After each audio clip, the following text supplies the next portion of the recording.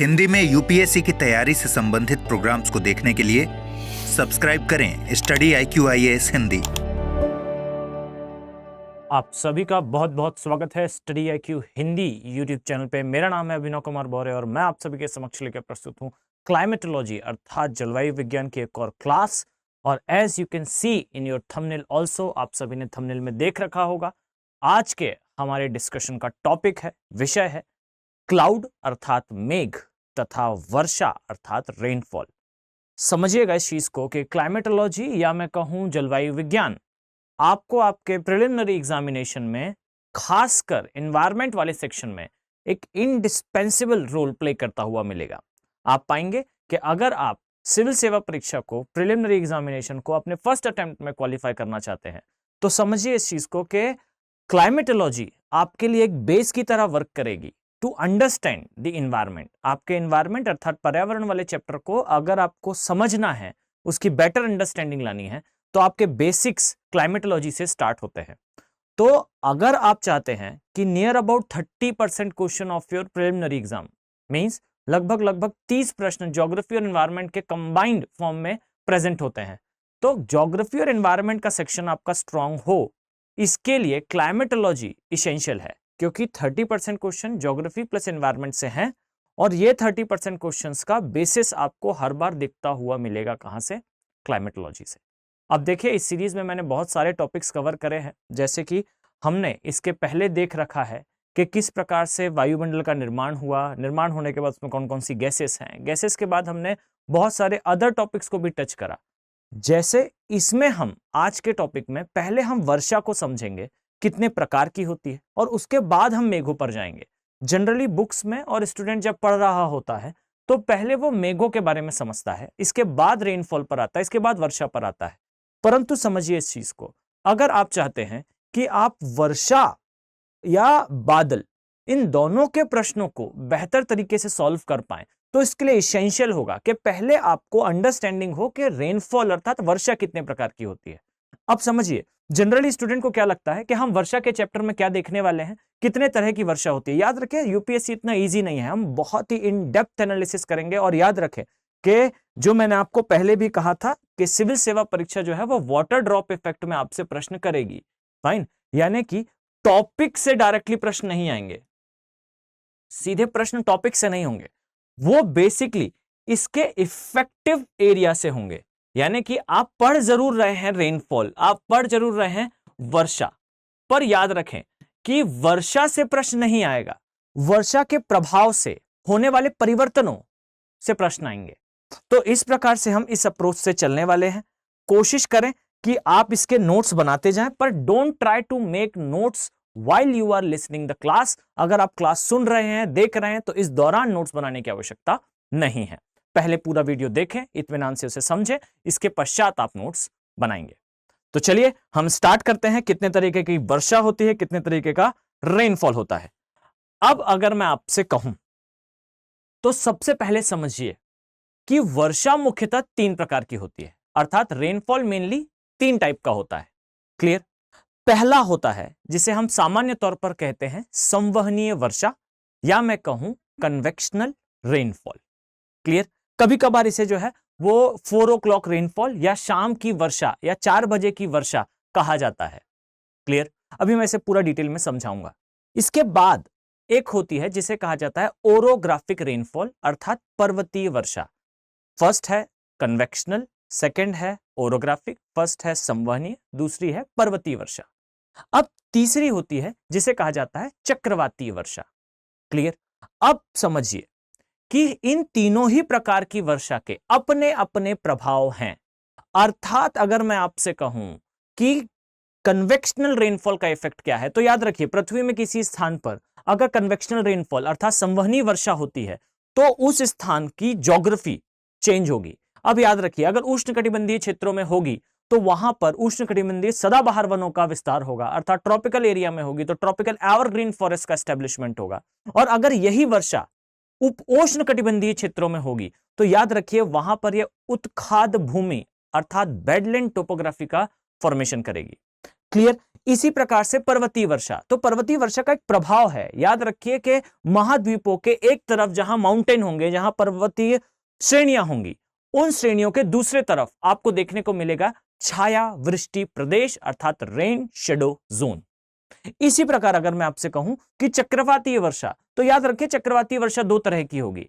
एक चक्रवाती वर्षा वो होगी जो एक आपदा के, एक प्राकृतिक आपदा के फॉर्म में आएगी, और एक चक्रवाती वर्षा वो होगी जो एक नॉर्मल कंडीशन के फॉर्म में आएगी, जिसे हम कभी कभार जो है वो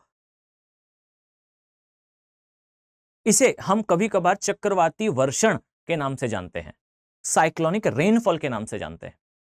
तो समझिएगा, जो रेनफॉल है, जो वर्षा है, इसे हम कैटेगराइज करते हैं, और हमारा उद्देश्य इस वीडियो में सिर्फ इस कैटेगरी को देखना नहीं है, इसके प्रभावों का अध्ययन करना है।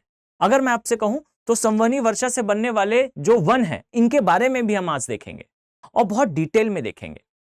तो कोशिश करें कि पहले पूरा वीडियो देखें। वीडियो थोड़ा लॉन्ग होने वाला है क्योंकि मैं इससे रिलेटेड सारे टॉपिक्स को एक ही वीडियो में कवर करने का प्रयास करूंगा। तो चलिए स्टार्ट करते हैं।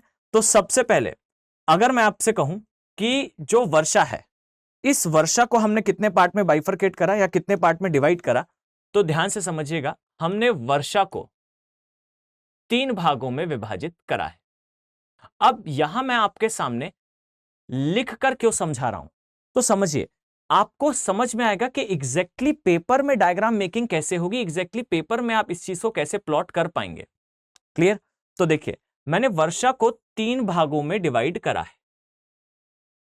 क्लियर। अब देखिए, सबसे पहली जो वर्षा है, इसे हमने कहा कि यह संवहनी वर्षा है। संवहनी वर्षा है। क्लियर।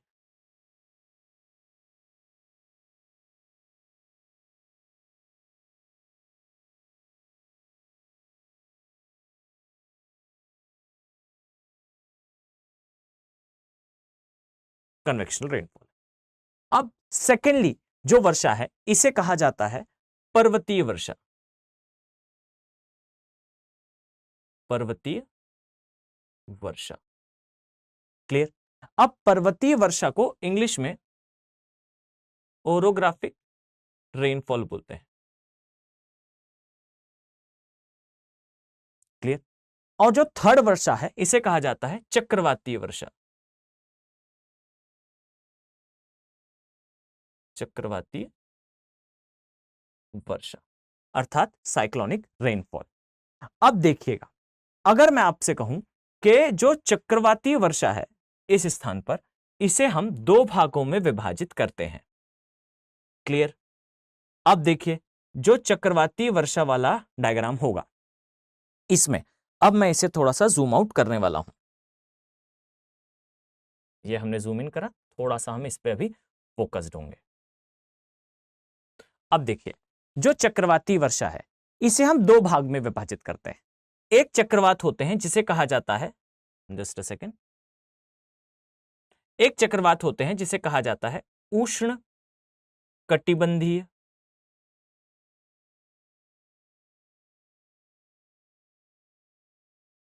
चक्रवात। याद रखें, उष्ण कटिबंधीय चक्रवात के केस में यहां पर जो वर्षा होगी, यह वर्षा एक प्राकृतिक आपदा कहलाएगी। क्लियर है। अर्थात यह सामान्य वर्षा नहीं है, यह एक प्राकृतिक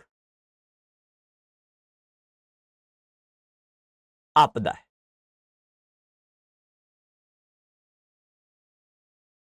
क्लियर। अब इसी प्रकार जो दूसरा प्रकार का चक्रवात होता है, इसे कहा जाता है शीतोष्ण कटिबंधीय चक्रवात। शीतोष्ण चक्रवात। अब याद रखें, जो शीतोष्ण कटिबंधीय चक्रवात होते हैं, इन चक्रवातों के द्वारा सामान्य तौर पर वर्षा होती है। और ये जो शीतोष्ण कटिबंधीय चक्रवात है, अगर मैं आपसे कहना चाहूं तो याद रखिए कि इन चक्रवातों में वाताग्र होते हैं। अब जब मैं आपको डिटेल में चक्रवात के बारे में एक्सप्लेन करूंगा, अर्थात जब हम देखेंगे कि वास्तविकता में ये चक्रवात होते कैसे हैं, तो इन अ नटशेल अगर मैं आपसे कहूं, एक सामान्य तौर पर मैं आपसे कहूं, तो याद रखिए जो उष्णकटिबंधीय चक्रवात होते हैं, यही वो चक्रवात होते हैं जो एक प्राकृतिक आपदा होती है। अगर आप देखेंगे तो पश्चिमी घाट और पूर्वी घाट, इन क्षेत्रों में सामान्य तौर पर आपको न्यूज सुनने को मिलेगी कि यहां पर चक्रवात अर्थात साइक्लोनिक हिट हुई है, और सामान्यतः आपको सुनने को मिलेगी पूर्वी घाट के केस में। पश्चिमी घाट में रेयरेस्ट केस में कभी कोई चक्रवात आता है। अगर मैं कहूं कि ना के बराबर है तो ये आंकड़ा, ये डाटा गलत नहीं होगा। तो पूर्वी घाट में ही क्यों आते हैं, ये एक अलग चर्चा का विषय है। हम जब एग्जैक्टली साइक्लोन पढ़ेंगे तब हम इसमें डिटेल में एनालिसिस करेंगे कि सिर्फ पूर्वी घाट में ही क्यों आते हैं। परंतु अभी के सिनेरियो में इस चीज को समझें कि जो चक्रवात होते हैं उष्णकटिबंधीय क्षेत्रों के, ये एक प्राकृतिक आपदा होती है। क्लियर हो गया। अब सेकेंडली जो चक्रवात होते हैं इन्हें शीतोष्ण कटिबंधीय चक्रवात कहा जाता है। और अगर आपने मेरा क्लाइमेटोलॉजी में प्रीवियस वीडियो या वीडियो के एक दो ऊपर आपने देखे होंगे, कुछ वीडियोस में मैंने एक्सप्लेन कर रखा है कि भारतीय उपमहाद्वीप में किस प्रकार से मॉनसून का आगमन होता है, और यहां मैंने डिस्कस करा है कि किस प्रकार से यूरोप के अंदर आए हुए एक चक्रवात के कारण भारत में वर्षा होती है। क्लियर।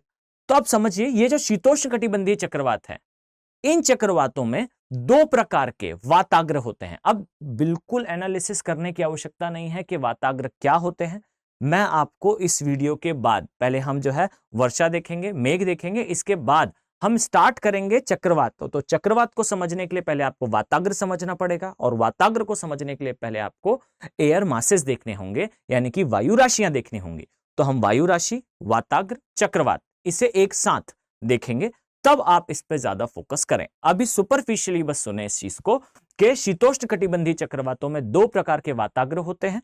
एक वाताग्र कहलाता है शीत वाताग्र, शीत वाताग्र, इस वाताग्र के सापेक्ष वर्षा होगी। और एक होता है उष्ण वाताग्र, और याद रखिए उष्ण वाताग्र के सापेक्ष वर्षा होगी। क्लियर। अब इस चीज को बेहतर तरीके से समझ लें कि अगर मैंने आपसे यह कहा कि शीत वाताग्र के सापेक्ष वर्षा होगी, तो इसका मतलब है यहां पर सामान्य, जस्ट अ सेकेंड ध्यान से देखें, यहां पर सामान्य वर्षा होने वाली है, सामान्य वर्षा होने वाली है। क्लियर। और अगर मैंने कहा उष्ण वाताग्र के केस में वर्षा होगी, तो याद रखिए यहां पर जो वर्षा होगी, यह वर्षा तीव्र होगी,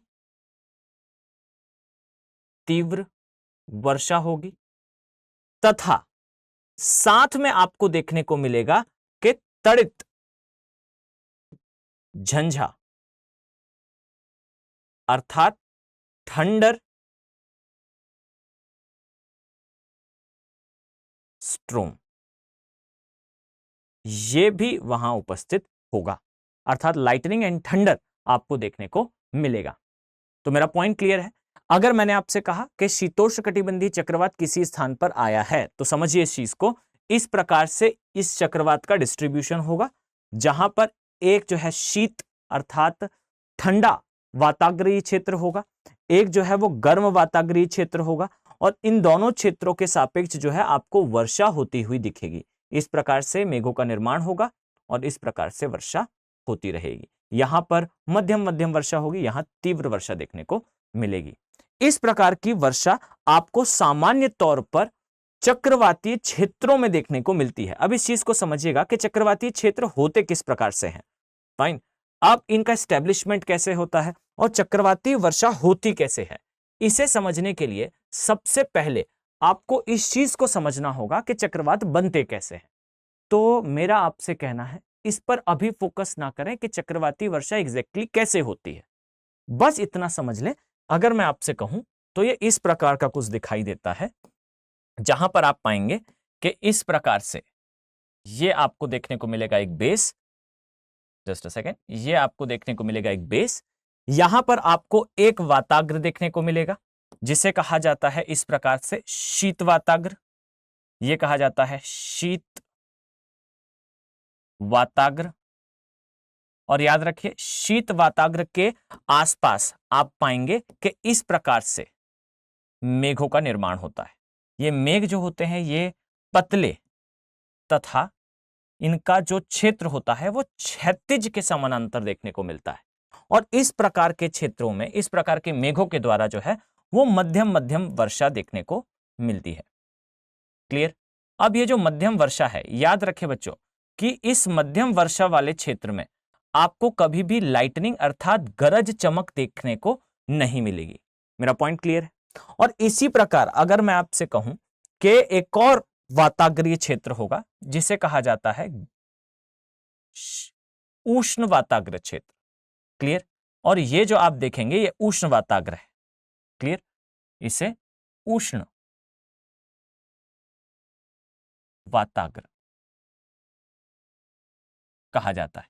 और याद रखें जो उष्ण वाताग्र का क्षेत्र होगा इसमें आपको एक विशालकाय मेघ बनता हुआ दिखेगा और ये ऊर्ध्वाधर ऊपर की दिशा में इस प्रकार से बनता है। और याद रखिए ये जो मेघ कहलाता है इसे कपासीय मेघ कहते हैं। इसे कपासीय वर्षा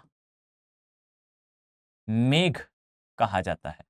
और याद रखिए ये जो मेघ होते हैं ये तीव्र वर्षा कराने के लिए जिम्मेदार होते हैं। अब याद रखें कि इस प्रकार से जो है वो वर्षा कंटिन्यू होती रहती है और यहां पर एक स्पेशल फिनोमिना होता है, एक बहुत ही विशेष प्रकार की स्थिति का निर्माण होता है जिसे कहा जाता है गरज तथा चमक। अब यहां ध्यान देने योग्य है, जस्ट अ सेकेंड, अगर मैं आपसे कहूं कि गरज चमक होती किस प्रकार से है तो ये इस प्रकार से आप देखेंगे यहां पर आपको लाइटनिंग देखने को मिलेगी। और ये लाइटनिंग का कारण क्या है तो इसको समझिए कि लाइटनिंग एक आवेश है। अब इस आवेश का निर्माण किस प्रकार से होगा तो इसके लिए आपने शायद बचपन में नोटिस करा होगा कि आप जब किसी दो वुलन के क्लोथ्स को आपस में रब करते हैं तो इस रबिंग से, इस घर्षण से जो वुलन के क्लोथ है इनमें आवेशों का निर्माण होता है। और उसी प्रकार से जब इस प्रकार के मेघों का निर्माण होता है तो यहां पर जो वर्षा की बूंदें हैं ये तेजी से ऊपर और फिर नीचे, इस प्रकार से वर्षा की बूंदें ऊपर जा रही होती हैं और इस प्रकार से बार बार नीचे आ रही होती हैं। अब इसके कारण जो मेघ होता है इसमें भी एक चार्ज का निर्माण हो जाता है, एक आवेश का निर्माण हो जाता है जो अंततः जो है वो बिजली चमकने या तड़ित झंझा के लिए उत्तरदायी होता है। अब ये कैसे होगा तो थोड़ा समय आप वेट करें, मैं आपको डिटेल में जब हम चैप्टर देखेंगे साइक्लोन वाला मैं उसमें आपको इसको डिटेल में एक्सप्लेन करूंगा। और अभी हम कुछ ही टाइम में जब मेघों पर भी पहुंचेंगे तब भी हम इनके बारे में अध्ययन करेंगे, तब तक के लिए थोड़ा सा वेट करें। तो चलिए अब हम वापस आते हैं। तो आपने यहां पर देखा कि किस प्रकार से यहां पर ये देखिए, अगर मैं कहूं तो ये हमने बना रखा था डायग्राम और इस डायग्राम में आप पाएंगे कि तीन प्रकार की वर्षा है, एक है संवहनी, एक है पर्वतीय, एक है चक्रवातीय वर्षा। और चक्रवातीय वर्षा में आपने देखा शीतोष्ण कटिबंधीय चक्रवात और साथ में हमने देखा कि इन चक्रवातों के द्वारा किस प्रकार से वर्षा क्षेत्रों में होती है। पॉइंट क्लियर हो गया? जस्ट अ सेकेंड, मैं इसे और थोड़ा सा जूम कर लेता हूं। चलिए तो यहां तक का पॉइंट सभी को क्लियर है। अब सेकेंड डायमेंशन में आते हैं, ध्यान से सुनिएगा कि पर्वतीय वर्षा किस प्रकार से होती है। अब इसे समझने के लिए हमने एक बार और आपको क्लास में इसके बारे में एक्सप्लेनेशन दिया था। फाइन, तो आई थिंक आप सभी को याद होगा और अगर नहीं है तो मैं एक बार क्विकली इसको रिकैप करता हूं। अगर मैं आपसे कहूं कि ये एक पर्वतीय क्षेत्र है, ये इस प्रकार से एक पर्वत श्रेणी है और ये इस प्रकार से पर्वत उपस्थित है। क्लियर?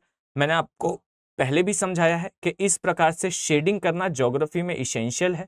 अगर आप ये शेडिंग नहीं करते हैं तो एग्जामिनर को कभी ये बात समझ में नहीं आएगी कि आप किस व्यू की बात कर रहे हैं। अगर आपने इस प्रकार की शेडिंग से क्लियर करा एग्जामिनर को कि किस व्यू से इस डायग्राम को प्लॉट करा गया है तो ये फाइन डिटेलिंग देखकर जो आपका एग्जामिनर है वो डेफिनेटली इस बात को समझेगा कि आपने मात्र बुक से रीडिंग नहीं ली है सब्जेक्ट की, you have a better understanding about the topic also. So try करें कि इस प्रकार से शेडिंग आवश्यक रूप से करें। Just a second.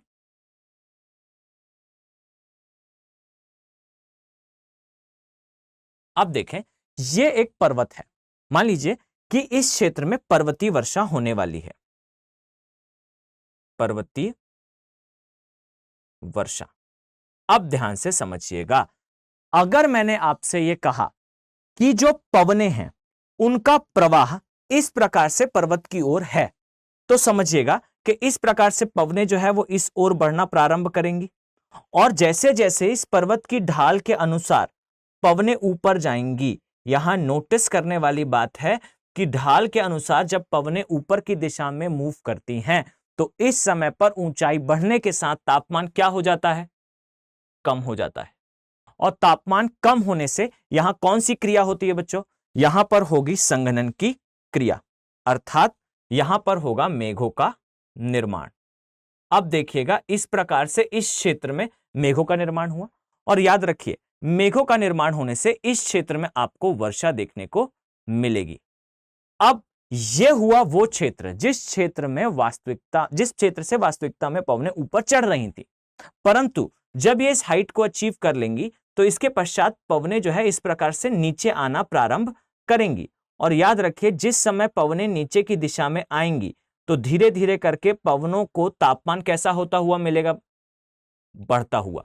अब याद रखिए कि जब ये बढ़ते हुए तापमान के क्षेत्र में आएंगी तो इस स्थिति में आप पाएंगे कि पवन गर्म हो रही है, और यहां पर कभी भी संभव नहीं होगा कि संघनन की क्रिया हो, कंडेंसेशन की प्रोसेस हो। इसीलिए आप पाएंगे कि यहां किसी भी प्रकार के मेघों का निर्माण नहीं होगा, और नहीं होगा तो याद रखिए कि इस क्षेत्र में वर्षा नहीं होगी।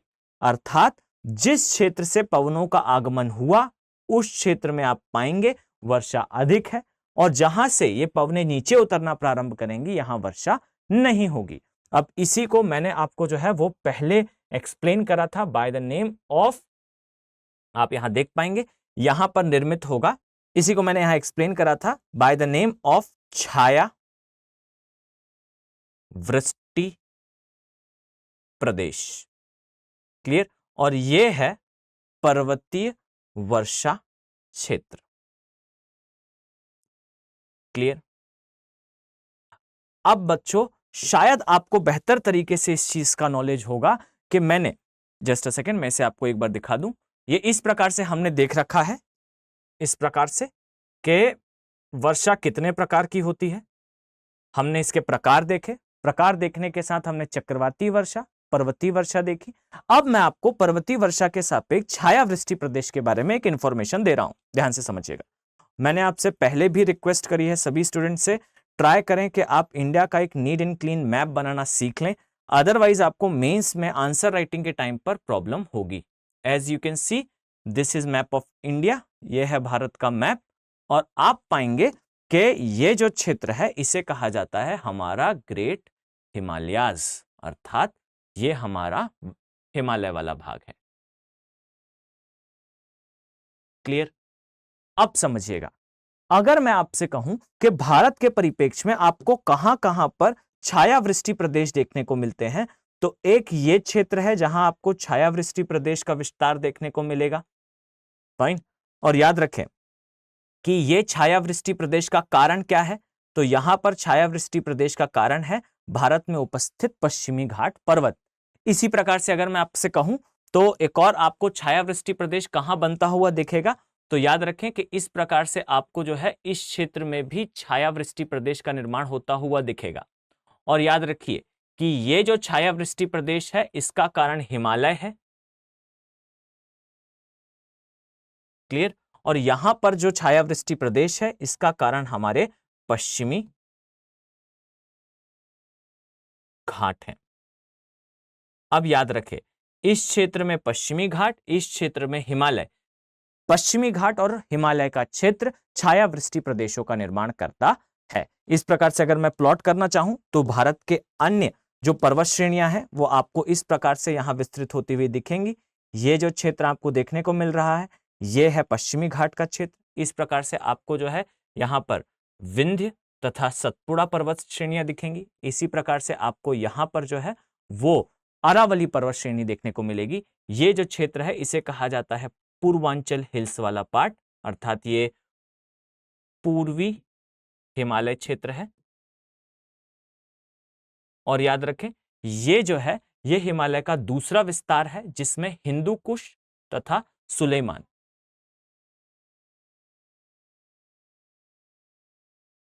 हिंदू कुश एंड सुलेमान, ये माउंटेन रेंजेस आपको देखने को मिलती हैं। अब यहां पर ध्यान देने योग्य है बच्चों कि ये अरावली,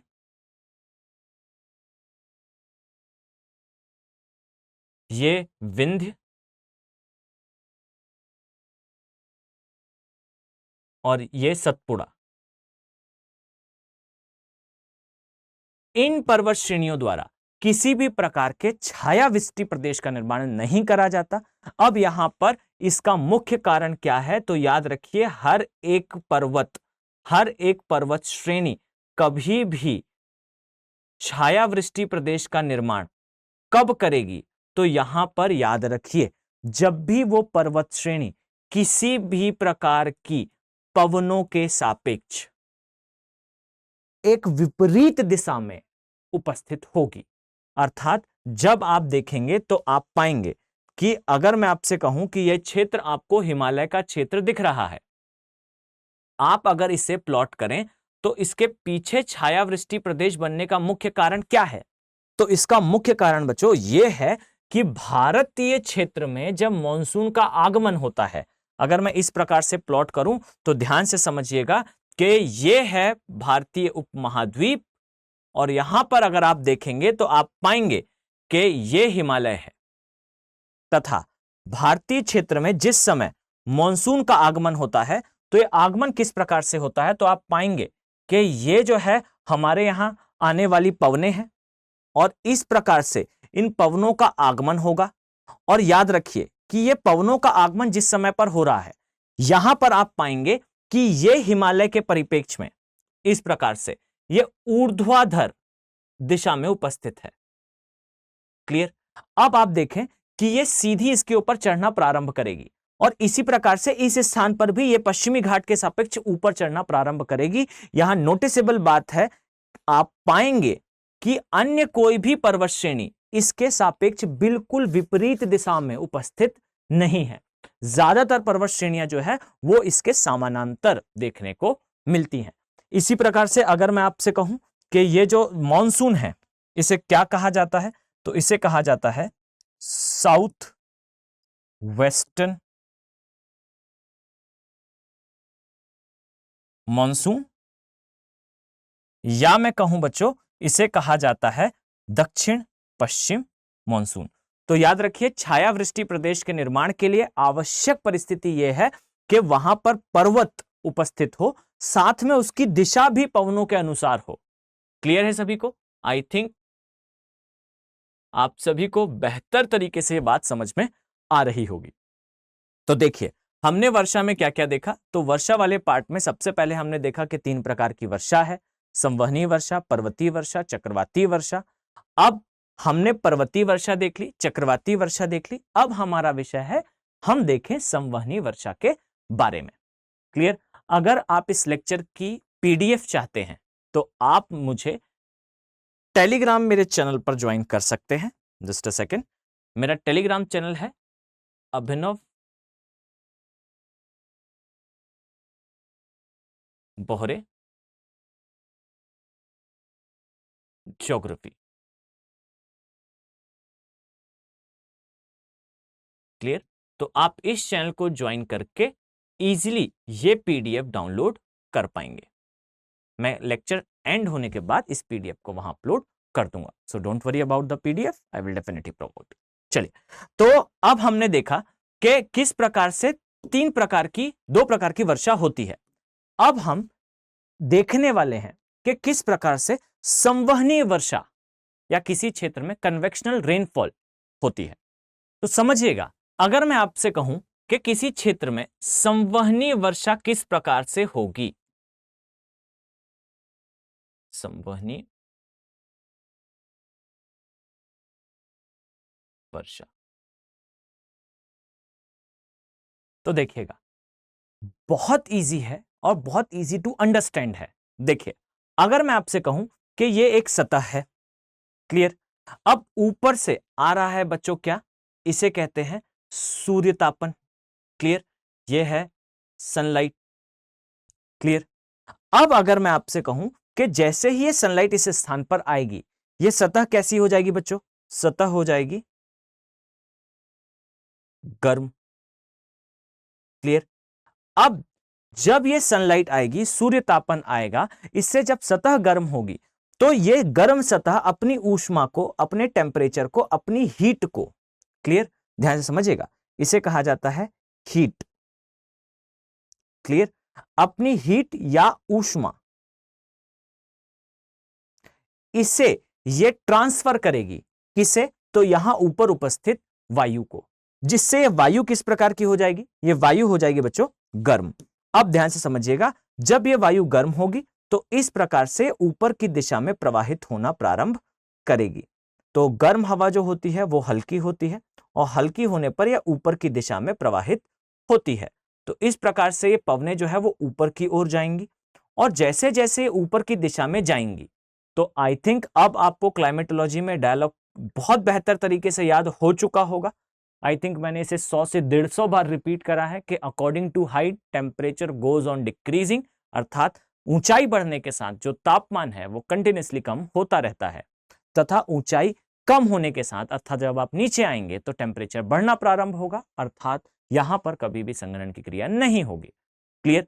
तो देखिए, जैसे ही ये ऊपर चलना स्टार्ट होगी, जस्ट अ सेकेंड मैं इसे रब कर देता हूं, जैसे ही पवनें जो है वो ऊपर की दिशा में जाएंगी तो बच्चों इस स्थान पर निर्माण होगा किसका? मेघों का। अब समझिएगा कि इस प्रकार से मेघ निर्मित हुए, संघनन की क्रिया हुई और ये जो मेघ है ये कुछ ही समय पश्चात क्या करा देंगे? इस स्थान पर ये वर्षा करा देंगे। तो समझिए कि किसी भी स्थान पर अगर ऐसा हो कि दिन के समय, यानी कि अब यहां नोटिस करने वाली बात है, समझिए कि किसी भी स्थान पर अगर डे टाइम पर यदि तापमान यानी कि टेम्परेचर उच्च हो, अगर मैं आपसे कहूं कि दिन के समय टेम्परेचर हाई कब होता है, तो आई थिंक आप सभी इंडिया में रह रहे हैं तो आप सभी को बेहतर तरीके से पता होगा कि 12 से 3 के बीच में इस ड्यूरेशन पे भारत में तापमान जो है वो कैसा होता है? हाई होता है। तो इस समय जो पवनें हैं ये किस प्रकार से मूव करेंगी? ऊपर की दिशा में। अब याद रखिएगा कि अगर तापमान सामान्य रहा, अगर परिस्थितियां सामान्य रही, तो इस कंडीशन में जो पवनें ऊपर जाएंगी इनका अमाउंट, इनकी मात्रा कम होगी, परंतु यदि तापमान अधिक रहा तो इस समय पवनों का अत्यधिक प्रभाव होगा और अत्यधिक मात्रा में पवनें जो है ऊपर की दिशा में जाएंगी, जहां पर कंडेंसेशन अर्थात संघनन की क्रिया होगी और संघनन की क्रिया से मेघ का निर्माण तथा वर्षा हो जाएगी। और बच्चों 3 बजे तक पवनें ऊपर गई हैं, संघनन होने में कुछ टाइम लगेगा और टाइम के साथ जब संघनन की क्रिया कंप्लीट हो जाएगी तो वर्षा होगी। और याद रखिए ये जो वर्षा होगी ये 4 o'clock रेनफॉल अर्थात शाम के 4 बजे की वर्षा कहलाएगी। अब याद रखिए ये 4 बजे की वर्षा 4 बजे ही नहीं, आप समझिएगा इससे जो है इसका अकरेंस यानी कि इसकी उपस्थिति कई बार 5 या 6 बजे भी देखने को मिलती है। तो याद रखिए अगर किसी स्थान पर दिन में तापमान ज्यादा हुआ, आप जिस स्थान पर रह रहे हैं अगर आप नोटिस करें तो अगर वहां पर तापमान तेज हुआ तो हो सकता है कि शाम के समय वर्षा हो जाए। क्लियर? अब इसको समझिए इसकी क्या क्या विशेषताएं हैं। तो जब भी एग्जामिनर आपसे प्रश्न करेगा तो यहां पर आपको उसे बताना होगा कि इस प्रकार की वर्षा की क्या क्या विशेषताएं हैं। तो इसमें सबसे पहली विशेषता है यहां जो वर्षा होगी यह वर्षा होगी तीव्र, यानी कि वर्षा जो है वो तेजी से होगी। अब यहां ध्यान रखें तीव्र वर्षा का मतलब क्या है? तो तीव्र वर्षा का मतलब है कम समय अंतराल में अत्यधिक बारिश होना। ठीक है, तो तीव्र वर्षा परंतु कम समय अंतराल में। पॉइंट क्लियर हो गया? अब सेकंड पॉइंट क्या है तो ध्यान से समझिए, याद रखिएगा कि जब भी इस प्रकार की वर्षा होगी तो आपको देखने को मिलेगा यहां पर तड़ित झंझा। याद रखिए, इसे इंग्लिश में कहा जाता है लाइटनिंग, अर्थात बिजली का चमकना। अब यह बिजली का चमकना एक ऐसी प्रोसेस है जहां पर आप पाएंगे कि एक आपदा भी देखने को मिलती है, एक दुर्घटना खासकर देखने को मिलती है, जिसे हम बिजली का गिरना सामान्य लैंग्वेज में बोलते हैं। लेमन लैंग्वेज में अगर मैं कहूं तो इसे बिजली का गिरना कहा जाता है। अब यह बिजली गिरती कैसे है, तो इसको हम किसी और चैप्टर में देखें।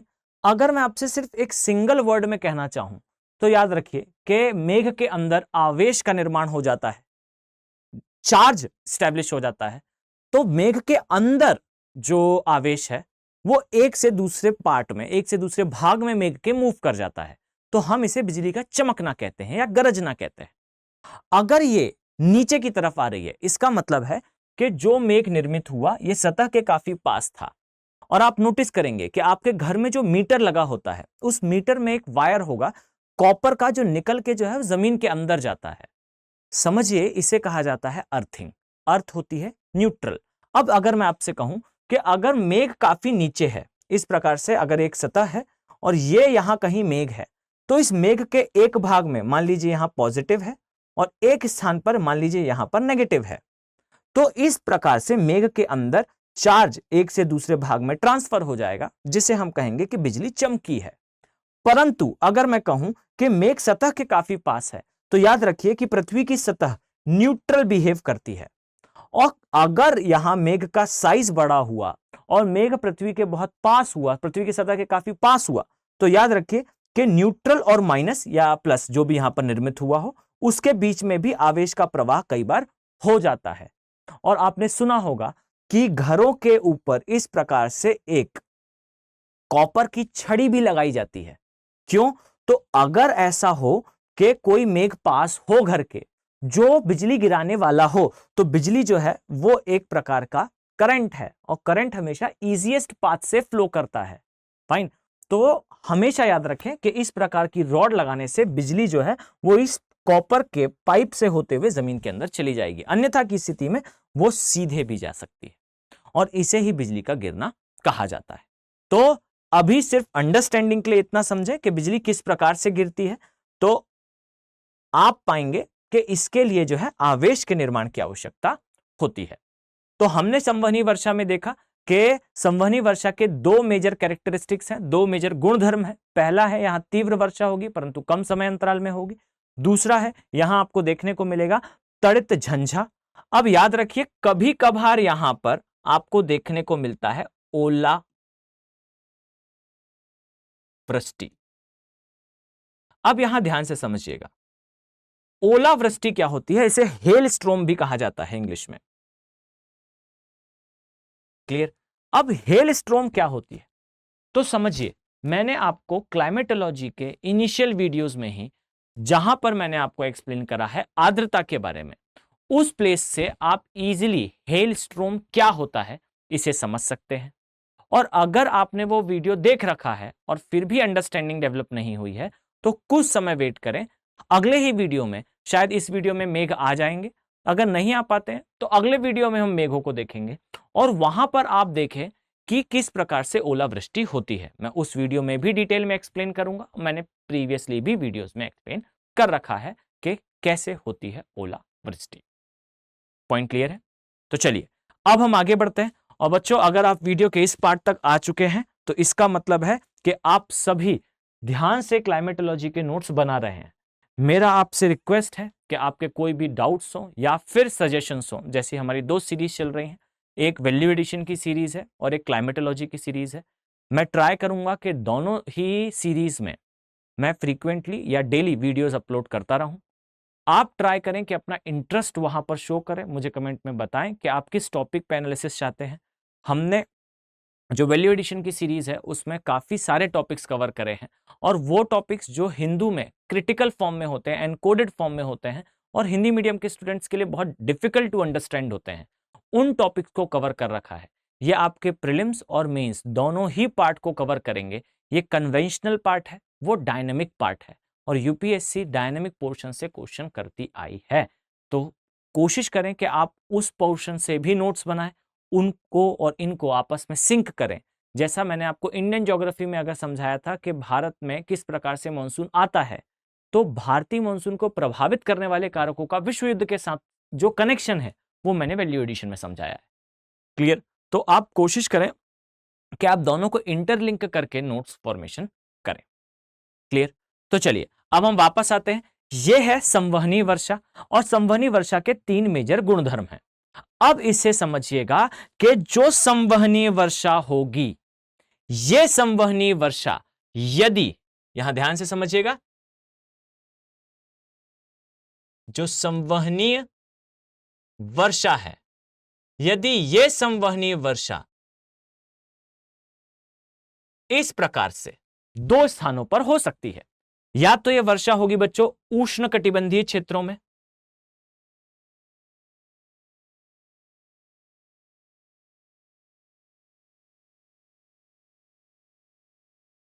और या तो यह वर्षा देखने को मिलेगी उपोष्ण प्लस शीतोष्ण कटिबंधीय क्षेत्रों में। अब समझिएगा, यदि इस प्रकार की वर्षा आपको देखने को मिलती है उष्णकटिबंधीय क्षेत्रों में, तो यह किस चीज का निर्माण करती है? और यदि यह वर्षा उपोष्ण या शीतोष्ण कटिबंधीय क्षेत्रों में होती है, तो यह किस प्रकार से क्षेत्रों में प्रभाव लाएगी, क्षेत्रों में परिवर्तन लाएगी, यह हम देखने वाले हैं। और इसे ही कहा जाता है बच्चों यूपीएससी। यूपीएससी ये नहीं है कि हम टॉपिक उठाएं और उस टॉपिक को उठाने के बाद सीधा सीधा उसके बारे में 4 लाइन रीड कर लें। संवहनी वर्षा यहां समाप्त होती है इस प्रकार से कि पवनों का प्रवाह ऊपर की दिशा में होता है, संघनन की क्रिया होती है, मेघों का निर्माण होता है और वर्षा हो जाती है। That's it, complete. पर वो ये प्रश्न कभी नहीं पूछेगी। वो आपसे जब प्रश्न करेगी, क्वेश्चन करेगी, तो इस प्रकार के क्वेश्चन होंगे एनकोडेड फॉर्म में कि तड़ित झंझा कैसे होती है, या फिर बिजली कैसे चमकती है, बिजली नीचे क्यों गिरती है। और इस प्रकार से प्रश्न करा जाएगा कि क्या कारण है कि किसी क्षेत्र में उत्खाद भूमि अर्थात बेलेंट टोपोग्राफी का एस्टेब्लिशमेंट होता है। इस प्रकार से प्रश्न करा जाएगा कि यदि किसी क्षेत्र में उष्णकटिबंधीय सदाबहार वन है तो उसका मुख्य कारण क्या होता है। तो समझिए, यूपीएससी काफी डायनेमिक है और आपको डायनेमिक अप्रोच से ही रीडिंग करनी चाहिए। तो चलिए हम कंटिन्यूएशन में देखते हैं। अगर मैं आपसे कहूं कि इस प्रकार से संवहनी वर्षा 2 स्थानों पर होती है, तो इनके मेजर गुणधर्म क्या हैं? तो देखिए, अगर मैं आपसे कहूं उष्णकटिबंधीय क्षेत्रों में इस प्रकार की वर्षा होगी, तो याद रखिए कि उस क्षेत्र में इस प्रकार की वर्षा वास्तविकता में बैडलैंड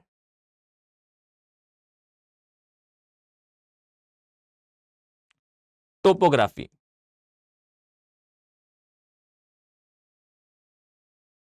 अर्थात इसे हिंदी में कहा जाता है उत्खाद भूमि क्षेत्र। उत्खात भूमि क्षेत्र। अब याद रखिए, ये उत्खात भूमि क्षेत्र क्या होते हैं? तो सामान्यतः इसे बोलचाल की लैंग्वेज में, लेमैन लैंग्वेज में कहा जाता है उत्खाद, या मैं कहूं बीहड़ क्षेत्र। अब ये बीहड़ क्षेत्र किस प्रकार से बनते हैं, तो ध्यान से समझिए। अगर मैं आपसे कहूं कि उपोष्ण कटिबंधीय क्षेत्रों में इस प्रकार की वर्षा कब होती है, तो याद रखिए उपोष्ण कटिबंधीय क्षेत्रों में यह वर्षा साल भर नहीं होती। यह वर्षा वास्तविकता में सिर्फ एक सीजन में होती है, सिर्फ एक ऋतु में होती है। और यह ऋतु कौन सी है? तो यह ऋतु है बच्चों ग्रीष्म ऋतु। अब याद रखिए, जो ग्रीष्म ऋतु है उस समय मात्र यह वर्षा होगी, क्योंकि उसी समय इतना अधिक तापमान होगा।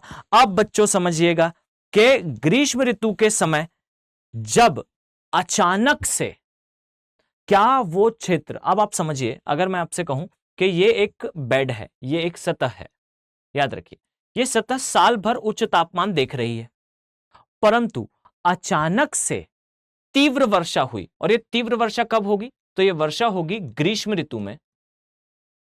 ग्रीष्म ऋतु में इस प्रकार की वर्षा होगी, और ये संवहनीय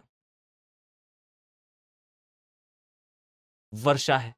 अब संवहनीय वर्षा है अर्थात कम समय अंतराल में, कम समय में तीव्र वर्षा होगी। अब याद रखिए, अगर तीव्र वर्षा कम समय में होती है तो यहां पर होगा ये कि ये सतह इसके लिए प्रिपेयर नहीं है, ये सतह इसके लिए अभी तैयार नहीं थी। क्यों? क्योंकि अब समझिए, अगर ग्रीष्म ऋतु चल रही है तो तापमान कैसा है? उच्च है। और यदि किसी क्षेत्र में तापमान उच्च है तो याद रखिए कि तापमान उच्च होने से उस एरिया में जो सूखा है उसकी परिस्थितियां निर्मित होती हैं। अब अगर किसी क्षेत्र में सूखे जैसी स्थितियों का निर्माण होगा, तब के समय आर्द्रता की कमी के कारण जो सतह होगी उससे इजीली अगर कोई बाह्य कारक घर्षण करता है तो वह जल्दी ही अपर्दित हो जाएगी। अगर मैं आपसे कहूं कि किसी सतह के ऊपर धूल के कण पड़े हुए हैं, अगर वो कण सूखे हैं तो एक सामान्य हवा के झोंके से ये उड़ना प्रारंभ कर देते हैं। परंतु अगर मैं आपसे कहूं कि उस सतह पर कुछ पानी की बूंदें या जल की मात्रा उपस्थित है, तो उस समय अगर मैं आपसे कहूं कि एक हवा का झोंका आएगा तो क्या इजीली वो कण एक स्थान से दूसरे स्थान पर जाएंगे? तो आंसर इज नो। तो याद रखिए कि जिस समय किसी क्षेत्र में ग्रीष्म ऋतु होती है तो उस समय उस स्थान पर जो पानी की मात्रा है, सतह में जो आर्द्रता है या नमी है, वो कम होती है। तो कोई भी बाह्य कारक आसानी से उस समय उस सतह को अपर्दित कर सकता है, इरोड कर सकता है। अब अगर मैं आपसे कहूं तो ध्यान से देखिएगा कि ग्रीष्म ऋतु के समय होने क्या वाला है? होने ये वाला है कि संवहनी वर्षा होगी कम समय अंतराल में। तेजी से वर्षा होने से क्या होने वाला है? अपर्दन होने वाला है। अब ये अपर्दन क्या होता है? तो कुछ नहीं बच्चों, सतह के ऊपर से पानी के प्रभाव से उसके ऊपर के कण एक स्थान से दूसरे स्थान चले जाएंगे, जिसे अपर्दन कहा जाता है। अब समझिए कि ये अपर्दन किस प्रकार से बेडलैंड टोपोग्राफी या उत्खाद भूमि क्षेत्र का निर्माण करता है। तो ये देखें ध्यान से, तो समझिए, अगर मैं आपसे कहूं कि ये वो सतह है, क्लियर, जस्ट अ सेकेंड, ये एक सतह है जहां आप पाएंगे कि उत्खाद भूमि क्षेत्र का निर्माण हुआ है।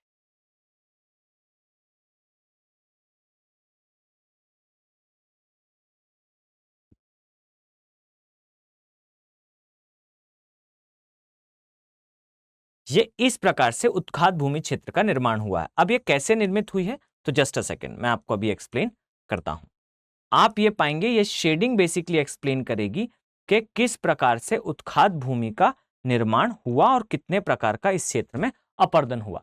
तो देखिए, जब अचानक से किसी क्षेत्र में वर्षा होती है तो याद रखिए वो सतह उसके लिए प्रिपेयर नहीं थी, और जब वो सतह उसके लिए प्रिपेयर नहीं थी, तैयार नहीं थी, तो आप पाएंगे कि यदि कोई ग्राउंड है, आप कभी किसी ग्राउंड में घूमने के लिए गए हों, तो आपको एक चीज समझ में आएगी कि उस ग्राउंड में अगर शुरुआती समय में वर्षा हो, यानी कि वर्षा ऋतु का आगमन होने वाला हो और पहली या दूसरी वर्षा हो, तो आप पाएंगे कि उस क्षेत्र में जब पहली बार वर्षा होगी तो उस ग्राउंड में कुछ छोटी छोटी नालियों जैसी संरचना का निर्माण हो जाता है।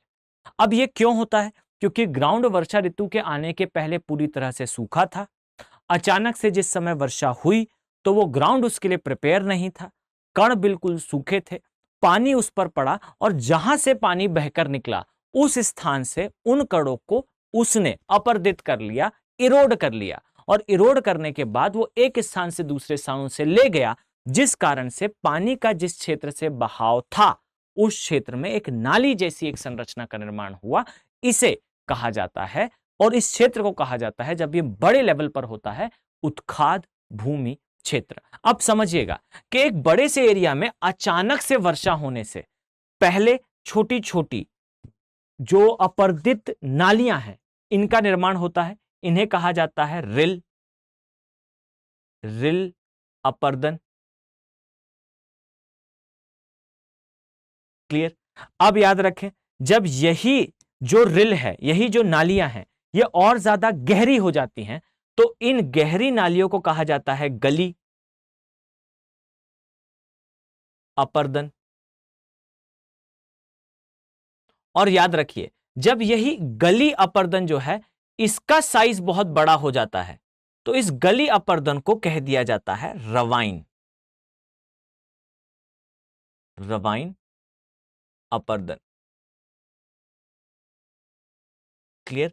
तो यहां पर 3 प्रकार का अपरदन देखने को मिलेगा, जहां पर पहली कंडीशन होगी कि एक छोटी सकरी नाली का निर्माण हुआ जिसकी गहराई जो है वो लगभग 2 से 2.5 फीट की होगी। इसके पश्चात अगर उसी नाली से बार बार पानी का प्रवाह होता रहे तो वो छोटी सी नाली जो है रिल से गली अपरदन में परिवर्तित हो जाएगी, जहां इसका साइज जो है लगभग 5 से 6 फीट का होता है। और याद रखिए, जब उसी नाली से लगातार कई वर्षों तक अपरदन होता रहे, पानी निकलता रहे, तो वही जो है वो रवाइन में परिवर्तित हो जाती है। आपने शायद मूवीज में देखा होगा, आई थिंक आप सभी ने कभी ना कभी लाइफ में शोले मूवी देखी होगी, जहां जो डाकू है, डेकॉइट्स हैं, इसकी समस्या दिखाई गई है। और आप ध्यान से देखिए, ये डेकॉइट्स या ये डाकू जिस क्षेत्र से भाग रहे होते हैं, वहां पर एक सकरी सकरी गलियों से उनके घोड़े जो है वो होकर निकलते हैं। ये क्या है? तो याद रखिए, भारत में उत्खाद भूमि क्षेत्र का एक बड़ा उदाहरण जो है वो चंबल क्षेत्र है। आपको देखने को मिलेगा कि चंबल के क्षेत्र में उत्खाद भूमि का निर्माण हुआ है। अब अगर मैं आपसे पूछूं कि उत्खाद भूमि क्षेत्र का निर्माण सिर्फ चंबल में ही क्यों हुआ, तो याद रखिए कि इस प्रकार के अपरदन के लिए आवश्यक है कि सतह जो है वो एक ऐसी मिट्टी से बनी हो, ऐसी मृदा से बनी हो जो आसानी से अपरदित हो जाए। और याद रखिए, आसानी से अपरदित होने वाली मृदा को कहा जाता है एलुवियल सॉइल या जलोढ़ मृदा। और याद रखिए, जलोढ़ मृदा के क्षेत्र में अगर कभी संवहनी वर्षा अत्यधिक हो तथा वो क्षेत्र सूखा भी हो। अब समझिए मैंने क्या पॉइंट कहा। फर्स्ट पॉइंट कहा उत्खाद भूमि क्षेत्र बनने के लिए कि वो क्षेत्र कैसा हो, वो क्षेत्र सूखा हो। दूसरा, वो जलोढ़ मिट्टी से निर्मित हो। और तीसरा, वहां तेज संवहनी वर्षा हो। अब देखिए, जब इस प्रकार की परिस्थितियों में तेज वर्षा होगी, मिट्टी भी लूज है, इजीली इरोड हो सकती है, उस परिस्थिति में पानी जिस भी स्थान से निकलेगा उस स्थान पर पहले एक छोटी गली का अपरदन होगा, इसके पश्चात एक बड़े क्षेत्र में अपरदन होगा जिसे रवाइन कहा जाएगा। और जब यही जो है रवाइन बड़े साइज की हो जाएगी तो इसे जो है हम कभी कभार शीट अपरदन भी कहते हैं। और याद रखिए, इनके हिंदी वर्ड याद करने की आवश्यकता नहीं है, क्योंकि अलग अलग स्थानों पर इसको अलग अलग फॉर्म में समझाया जाता है, इसीलिए कई बार जो है ये रॉन्ग हो जाता है। क्लियर? तो इसे कहा जाता है उत्खाद, उत्खात भूमि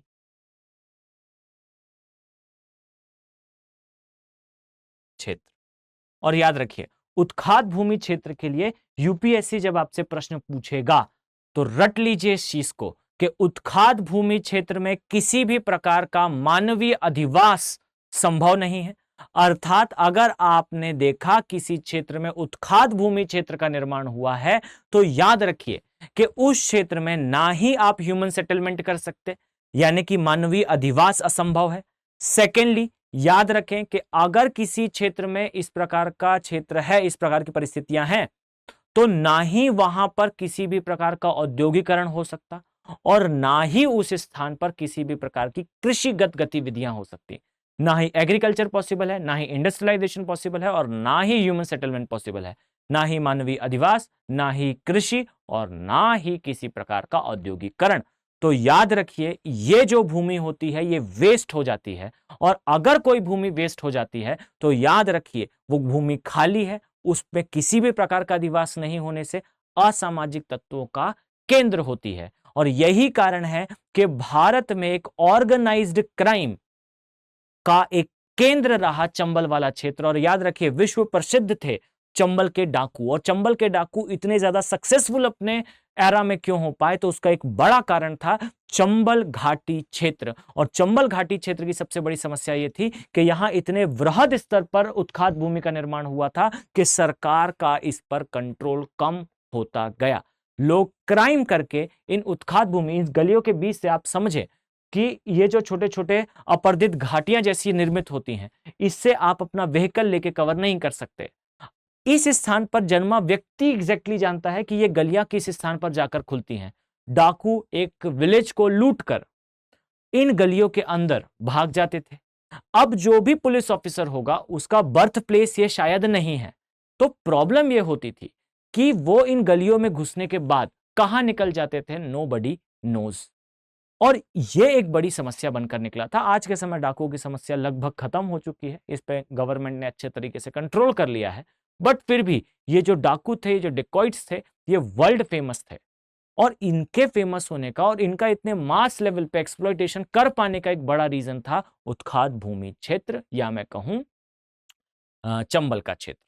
और याद रखिए, क्या यह उत्खात भूमि क्षेत्र मात्र चंबल के एरिया में भारत में उपस्थित है? तो नो, आप पाएंगे कि एक ऑर्गेनाइज्ड क्राइम भारत में और होता है, और यह ऑर्गेनाइज्ड क्राइम आपको देखने को मिलेगा पंजाब वाले क्षेत्र में, जहां पर इसी प्रकार से उत्खात भूमि क्षेत्र का निर्माण हुआ है। और याद रखिए कि यह उत्खात भूमि का क्षेत्र पंजाब का आज के समय पाकिस्तान के आईएसआई द्वारा भारत के अंदर ड्रग सप्लाई में यूज होता है। और ये मैं नहीं कह रहा हूं बच्चों, रिसेंटली जो आईबी की रिपोर्ट आई थी, इसे आप सर्च कर सकते हैं, 313 रिपोर्ट के नाम से ये नेट पर अवेलेबल होगी। 313 रिपोर्ट, आईबी 313 रिपोर्ट, इसमें आप पाएंगे कि आईबी ने ये एक्सप्लेन करा है बेटर तरीके से किस प्रकार से पंजाब में निर्मित उत्खात भूमि क्षेत्र के कारण आपको देखने को मिलेगा कि आईएसआई इन पाथ का यूज करके भारत में ड्रग सप्लाई, या अपनी इसे कहा जाता है सप्लाई चेन, इस सप्लाई चेन को मैनेज करती है।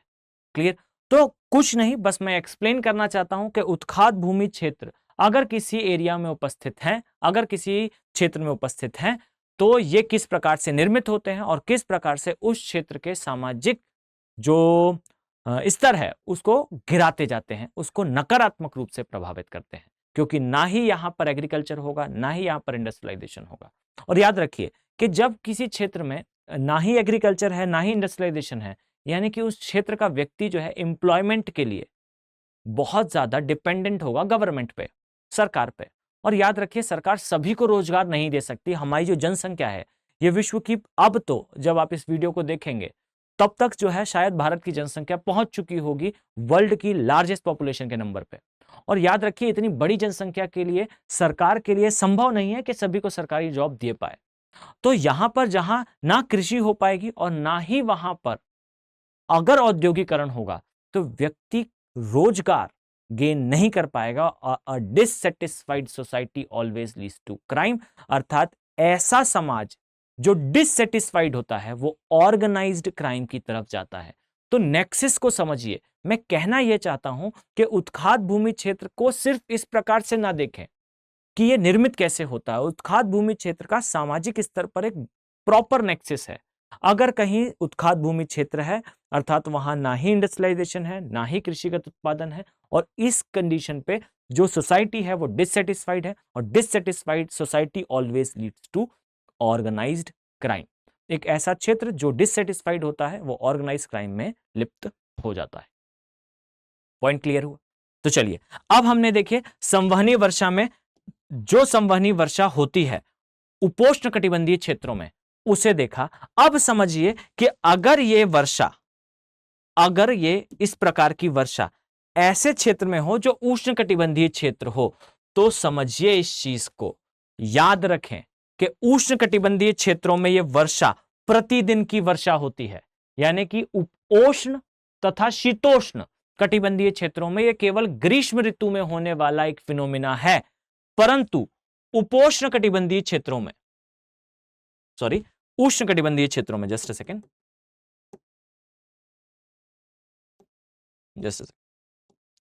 उष्ण कटिबंधीय क्षेत्रों में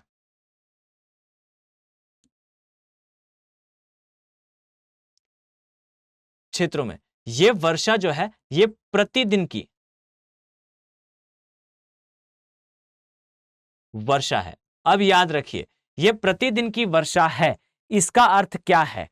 तो इसका अर्थ यह है कि उष्ण कटिबंधीय क्षेत्रों में हर रोज तेज वर्षा शाम के समय होती है।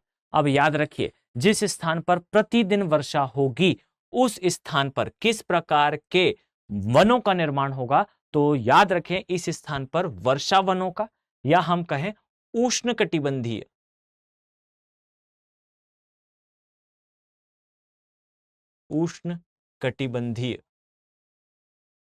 वर्षा वन या कभी कभार इसे सदाबहार वन, सदाबहार वन का निर्माण देखने को मिलेगा। अब हम देखेंगे कि उष्णकटिबंधीय सदाबहार वन किस प्रकार के होते हैं। बहुत ध्यान से समझिएगा। अगर मैं आपसे कहूं कि उष्णकटिबंधीय वर्षा वनों में या उष्णकटिबंधीय सदाबहार वनों में आपको किस प्रकार के वृक्ष दिखाई देते हैं, तो याद रखिए, सबसे पहली बात, उष्णकटिबंधीय सदाबहार वनों में आपको जो वृक्ष देखने को मिलेगा, ये इमेज आप देखेंगे, इसे कहा जाता है जाइंट सिकोया ट्री, या मैं कहूं ऐसे वृक्ष जिनका साइज बहुत ज्यादा बड़ा होता है। आप देखें इस इमेज में, आप पाएंगे कि ये एक पर्सन है, ये एक मानव है, क्लियर, ये एक ह्यूमन है, और इसके साइज के सापेक्ष आप देखेंगे कि ये है ट्री का साइज, और ये पूरा पिक्चर कवर भी नहीं कर रहा है। आप समझे कि इसकी हाइट जो है वो ट्री की रूट्स तक भी नहीं पहुंच रही है। ये इतने बड़े साइज के ट्रीज होते हैं, इतने बड़े साइज के जो वृक्ष हैं वो उपस्थित होते हैं, क्लियर। पहला चीज, यहां वृक्षों का आकार बहुत बड़ा होगा, ध्यान से देखिएगा। सबसे पहली बात, यहां जो वृक्ष होंगे इनका आकार बहुत बड़ा होगा।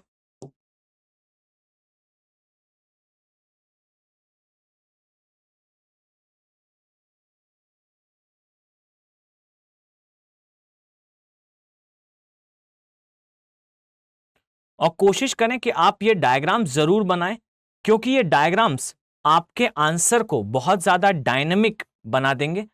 और जब आप इस प्रकार से एक्सप्लेन करेंगे एग्जामिनर को, तो डेफिनेटली वो ये अंदाज लगाएगा कि स्टूडेंट को काफी ज्यादा इन डेप्थ नॉलेज है सब्जेक्ट का, क्लियर।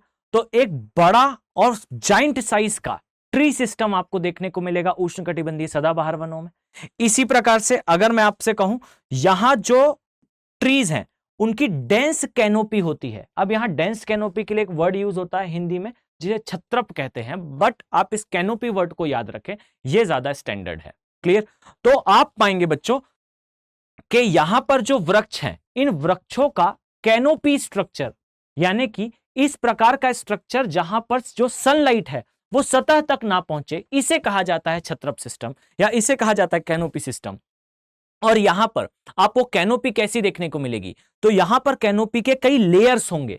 कई लेयर्स का मतलब क्या है, तो यहां ध्यान से देखिए, अगर मैं इस डायग्राम में बनाऊं तो ये एक प्रकार के वृक्ष हो गए, इसके बाद और भी इससे बड़े साइज के वृक्ष होंगे, उससे भी बड़े साइज के वृक्ष होंगे। और याद रखिए, इस प्रकार से जो कैनोपी आपको दिखेगी, ये कैनोपी काफी ज्यादा, ध्यान से देखिए, इस प्रकार से अगर मैं इसे डायग्राम में इंडिकेट करना चाहूं तो आप पाएंगे कि ये जो कैनोपी होगी ये काफी ज्यादा डेंस दिखेगी, यानी कि कैनोपी का मतलब है लेयर। तो एक बार ट्रीज की ये लेयर है, इसके बाद यहां और ट्रीज होंगे जो और ऊपर तक जाएंगे, फिर और ट्रीज होंगे जो इसके भी ऊपर तक जाएंगे, यानी कि ट्री की मल्टीपल लेयर्स आपको देखने को मिलेगी इस क्षेत्र में। इसीलिए हम इसे डायग्राम में इस प्रकार से शो करते हैं, जिसे कहा जाता है multiple layers of tree. Just a second, इसे कहा जाता है multiple layers of tree.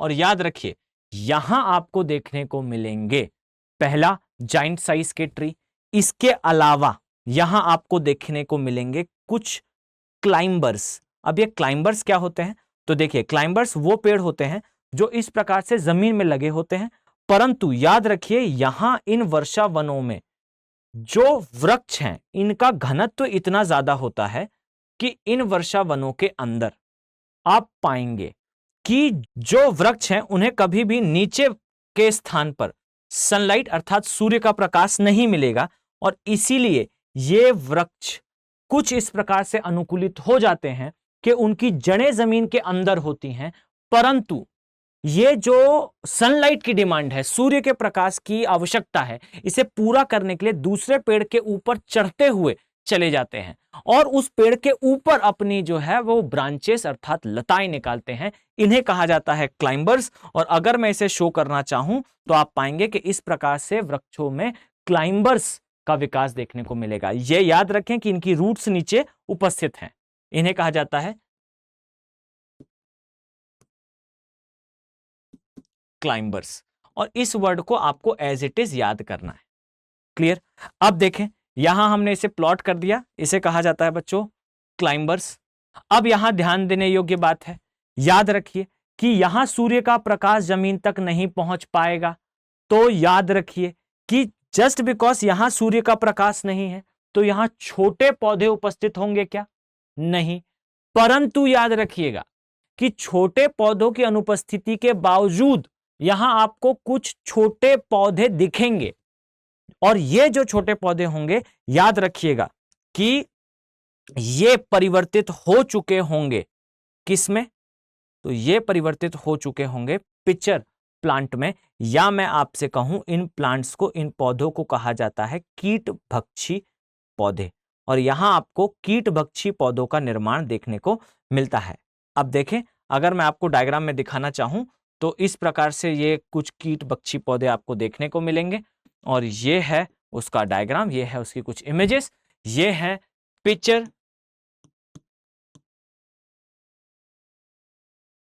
Plant या कीट भक्षी पौधे। अब याद रखें, ये जो कीट भक्षी पौधे होते हैं या ये पिचर प्लांट्स होते हैं, इसके लिए स्टेटमेंट है कि ये मधु कलश सिस्टम के होते हैं। अब ये क्या होता है मधु कलश सिस्टम? तो याद रखिए, इसके अंदर एक ऐसा द्रव्य उपस्थित होता है जो द्रव्य वास्तविकता में जो कीट पतंगे हैं उसे अपनी ओर आकर्षित करता है, जो इंसेक्ट होते हैं उसे अपनी ओर आकर्षित करता है, और जैसे ही ये कीट पतंगे इसके अंदर प्रवेश करते हैं, याद रखिएगा ये ऊपर से बंद हो जाता है, और फिर यहां पर जो पौधा है वो शिकार करता है। अब समझिए कि क्या कारण है कि उष्णकटिबंधीय सदाबहार वनों में इस प्रकार के कीट भक्षी पौधों का निर्माण हुआ। तो इसको समझने के लिए अब मुझे एक प्रश्न का उत्तर दें। ध्यान से देखिए, पहले ये पॉइंट क्लियर करें कि इस स्थान पर कीट भक्षी पौधों का निर्माण होता है। ये पॉइंट सभी को क्लियर है? से यस और नो कमेंट सेक्शन में मुझे आवश्यक रूप से आप लोग बताएंगे कि यह पॉइंट क्लियर है कि यहां पर कीट भक्षी पौधों का निर्माण हुआ। परंतु यह निर्माण हुआ क्यों है? तो इस चीज को समझिए कि उष्णकटिबंधीय सदाबहार वनों में आप पाएंगे प्रतिदिन वर्षा होती है, और याद रखिए जिस भी स्थान पर प्रतिदिन वर्षा होगी उस स्थान पर अत्यधिक वर्षा के कारण जो इधर नीचे की मृदा है, याद रखिए इस मृदा के अंदर एक समस्या देखने को मिलेगी। सामान्यतः स्टूडेंट को ऐसा लगता है, विद्यार्थी को ऐसा लगता है कि इस क्षेत्र में जहां इतने विशाल काय पेड़ों का निर्माण हुआ है उस स्थान पर जो मृदा होगी वो काफी ज्यादा उपजाऊ होगी। परंतु याद रखिए एक प्रोसेस होती है जिसे कहा जाता है सॉइल लीचिंग, और इसका कोई हिंदी रूपांतरण याद करने की आवश्यकता नहीं है। सॉइल लीचिंग एक प्रोसेस है जिस प्रोसेस में लीचिंग,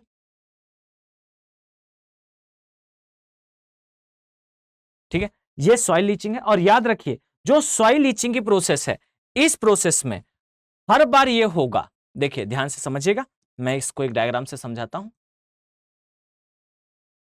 सॉइल लीचिंग कहा जाता है, और याद रखिए इस प्रोसेस में होता यह है कि किसी भी सतह पर जब लगातार तीव्र वर्षण हो तो उस वर्षा के कारण उस मृदा के अंदर उपस्थित पोषक तत्व पानी के साथ घुल के, प्रतिदिन चूंकि वर्षा हो रही है इस कारण पानी के साथ घुल के उस स्थान से दूसरे स्थान पर स्थानांतरित हो जाते हैं। या तो एक स्थान से दूसरे स्थान चले जाएंगे, नहीं तो वर्षा इतनी ज्यादा हुई है कि जमीन के अंदर पानी के साथ पोषक तत्व घुल के जमीन के अंदर समाहित हो जाएंगे।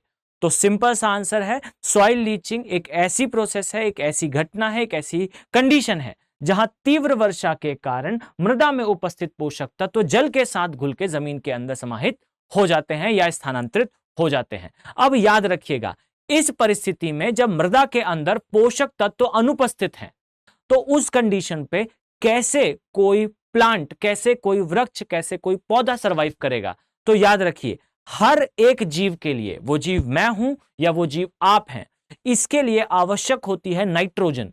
क्लियर? अब क्या है आपकी बॉडी? आपकी बॉडी में उपस्थित है मसल्स, ठीक है, और ये मसल कैसे बने हैं? तो ये मसल बने हैं बेसिकली प्रोटीन से, और प्रोटीन क्या होता है? कुछ नहीं, अमीनो एसिड्स, और अमीनो एसिड्स क्या होते हैं? कुछ नहीं, यौगिक होते हैं नाइट्रोजन के। क्लियर? तो प्लांट क्या करते हैं और ह्यूमंस क्या करते हैं? सभी के लिए बेसिकली बॉडी के निर्माण के लिए, शरीर के निर्माण के लिए आवश्यक होती है नाइट्रोजन। और आप पाएंगे कि हम खेतों में भी जब कृषि करने जाते हैं, फसलों का उत्पादन करते हैं, तो उस समय भी हम क्या डालते हैं खेतों में? हम खेतों में डालते हैं यूरिया, और यूरिया में भी 78% क्या होती है? नाइट्रोजन। अब जो 78% नाइट्रोजन है वो प्लांट एब्जॉर्ब करता है, वो पौधा, वो फसल एब्जॉर्ब करती है, अवशोषित करती है और वो ग्रो होती है।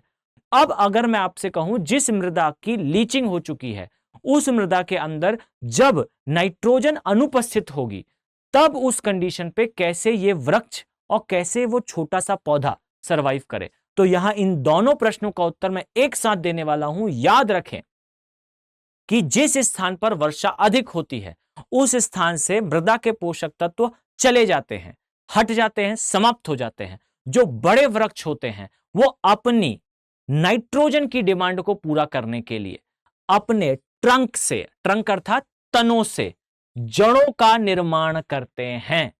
आप सभी ने देखा होगा शायद बनियन ट्री, या मैं कहूं ऐसा वृक्ष, बनियन ट्री अर्थात पीपल का वृक्ष देखा होगा, उसमें आप पाएंगे कि उसके तने से जड़ों का निर्माण होता हुआ दिखेगा। ये जड़ें लटकती हुई दिखेंगी। आपने टार्जन को देखा होगा, वो जड़ों पर लटक रहा था, अर्थात टार्जन मूवी कहां से रिलेटेड है? ट्रॉपिकल एवरग्रीन फॉरेस्ट से, अर्थात उष्णकटिबंधीय सदाबहार वनों से। अब याद रखिए कि इस स्थान पर जो बड़े वृक्ष हैं, ये अपनी नाइट्रोजन की डिमांड को पूरा करने के लिए, चूंकि उनकी जो जड़ें हैं वो जमीन से नाइट्रोजन यानी कि पोषक तत्व तो नहीं निकाल पा रही, उनके तनों से निकलने वाली जो जड़ें हैं वो हवा में उपस्थित नाइट्रोजन को एब्जॉर्ब करने के लिए ट्रंक से बाहर निकलती हैं, और इसे कहा जाता है बच्चों बट्रेस रूट सिस्टम। कोई हिंदी वर्ड नहीं है, इसे एज इट इज याद करेंगे आप। इसे कहा जाता है बट्रेस रूट सिस्टम, और बट्रेस रूट सिस्टम में कुछ नहीं होता, ट्रंक से जड़ें निकलना प्रारंभ होती है, तने से जड़ों का निर्माण होता है, और ये हवा में लटकती रहती हैं, जिससे वायु में उपस्थित नाइट्रोजन को ये एब्जॉर्ब कर पाए। तो बड़े जो वृक्ष हैं उनके अंदर यह अनुकूलन आता है कि जड़ों का निर्माण होता है। अब याद रखिए, जड़ें आपस में एक वृक्ष की दूसरे वृक्ष के साथ उलझ जाती हैं, और यही कारण है कि उष्णकटिबंधीय सदाबहार वनों को काटना लगभग असंभव है। क्लियर है? क्यों? आपने नीचे से तना तो काट दिया, यहां से बेस तो काट दिया, परंतु यहां से निकली हुई जो जड़ें हैं वो अन्य पेड़ों के साथ गुथी हुई हैं। अगर आपने इसे काट भी लिया तो भी आप निकाल कर इसे बाहर नहीं ला पाएंगे। पॉइंट क्लियर है? तो देखिएगा, यहां पर जानने योग्य बात है कि यहां की जो मृदा है, उष्णकटिबंधीय सदाबहार वनों के क्षेत्रों की जो मृदा है, यह मृदा वास्तविकता में उपजाऊ नहीं होती, उपजाऊ नहीं है। और याद रखिए, यही कारण है कि यहां पर जो बड़े वृक्ष हैं, इन्होंने एक अनुकूलन कर रखा है। यहां आपको बड़े वृक्षों से निकली हुई दिखेंगी ये बट्रेस रूट्स। क्लियर?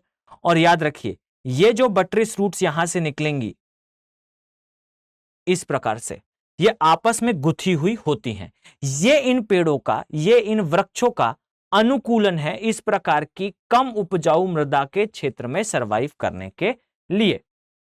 क्लियर? अब इस चीज को समझिएगा कि अगर ये मृदा, अगर ये क्षेत्र उपजाऊ नहीं है, तो छोटे पौधे कैसे अपनी नाइट्रोजन की डिमांड को पूरा करेंगे? तो मेरा स्टेटमेंट याद रखिएगा, any kind of body is made up of nitrogen. किसी भी प्रकार का शरीर नाइट्रोजन से बना होता है। आपके शरीर में भी नाइट्रोजन है, आपके बॉडी में जो मसल्स हैं वो कुछ और नहीं, नाइट्रोजन है। और यही कारण है कि जो छोटे पौधे हैं वो अपने पोषक तत्वों की डिमांड को पूरा करने के लिए, आवश्यकता को पूरा करने के लिए छोटे कीट पतंगों का शिकार करते हैं, चूंकि उनकी नाइट्रोजन की डिमांड जमीन से पूरी नहीं हो पा रही है। क्लियर? समझ गए? अब ध्यान से समझिए, अगर मैंने आपसे कहा कि इस क्षेत्र में मृदा उपजाऊ नहीं है, और यदि इस क्षेत्र में मानव का आगमन हो और हम जबरदस्ती इस क्षेत्र में वृक्षों को काट दें, डिफॉरेस्टेशन कर दें, तो बच्चों मुझे एक प्रश्न का उत्तर दो, जो जमीन आपको देखने को मिलेगी, क्या वो जमीन उपजाऊ होगी?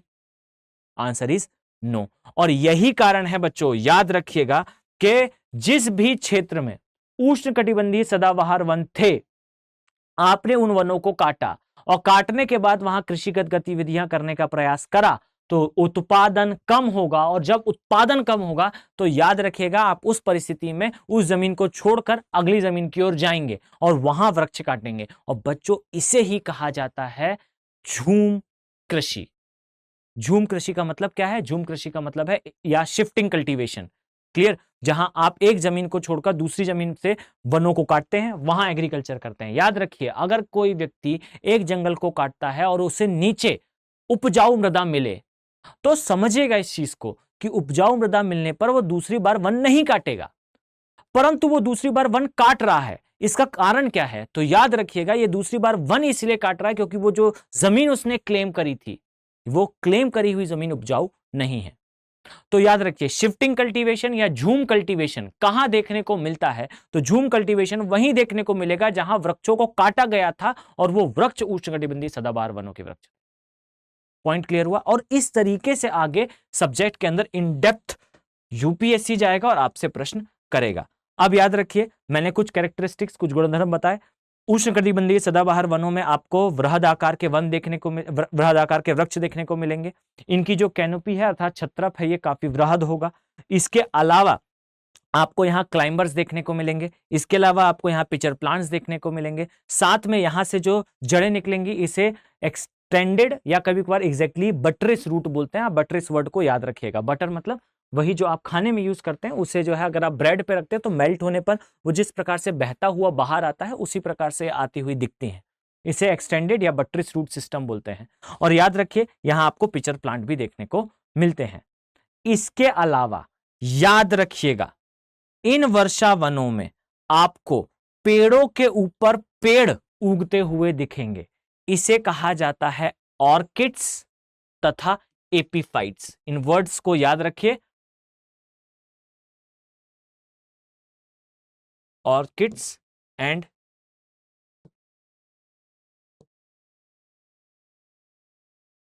एपीफाइट्स। क्लियर? तो आपको इन वर्षा वनों में ऑर्किड्स तथा एपीफाइट का विस्तार देखने को मिलेगा। अगर मैं आपको यहां बनाऊं तो यहां पर आपको ट्रीज के ऊपर, जस्ट अ सेकेंड, आपको देखने को मिलेगा ट्रीज के ऊपर छोटे छोटे आपको ऑर्किड्स देखने को मिलेंगे। अब ये ऑर्किड्स और एपीफाइट्स क्या हैं?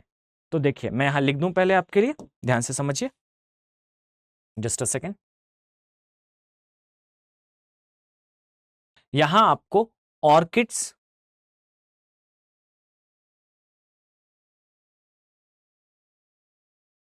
और एपीफाइट्स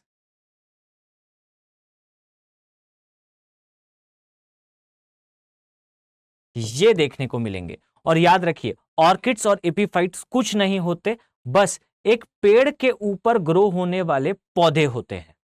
याद रखिए कि ऑर्किड्स और एपीफाइट्स ये छोटे आकार के पौधे हैं। इस प्रकार से अगर मैं आपको दिखाऊं तो ये छोटे आकार के पौधे हैं। अगर उसका कोई फूल नहीं है तो उसे ऑर्किड कहा जाता है, और अगर उसमें किसी प्रकार का फूल निकलता है तो उसे एपीफाइट कहा जाता है। तो पेड़ के ऊपर दूसरा पेड़ अगर उगता है तो उसे ऑर्किड या एपीफाइट कहते हैं। अब यहां अंतर है बच्चों, जो क्लाइंबर था उसकी जड़ें जमीन के अंदर थी, ऑर्किड और एपीफाइट उस पेड़ के ऊपर ग्रो होते हैं। और याद रखिए, पैरासाइट नहीं है, अर्थात ये पेड़ के पोषक तत्वों को खींच नहीं रहे हैं। ऑर्किड और एपीफाइट हवा से अपने जितने भी पोषक तत्वों की डिमांड है उसको पूरा करते हैं, ना कि एक पेड़ के अंदर से उसके पोषक तत्व चूस लें। क्लियर है? तो ये वास्तविकता में पैरासाइट नहीं है, परजीवी नहीं है किसी पेड़ के ऊपर।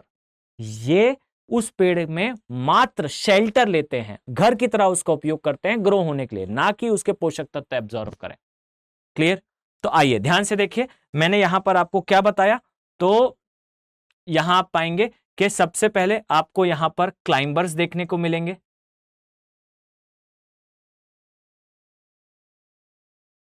क्लियर? सेकेंडली आपको यहां पर पिचर प्लांट देखने को मिलेंगे। और पिचर प्लांट के लिए हिंदी वर्ड याद रख, क्लाइंबर्स के लिए तो कुछ नहीं है, या पिचर प्लांट के लिए याद रखिएगा, इसे कीटभक्षी पौधे कहा जाता है। ये क्लाइंबर्स देखने को मिलेंगे, डेंस कैनोपी देखने को मिलेगी, ऑर्किड्स तथा एपीफाइट्स देखने को मिलेंगे। और याद रखिए, यहां पर आपको बट्रिस रूट सिस्टम देखने को मिलता है।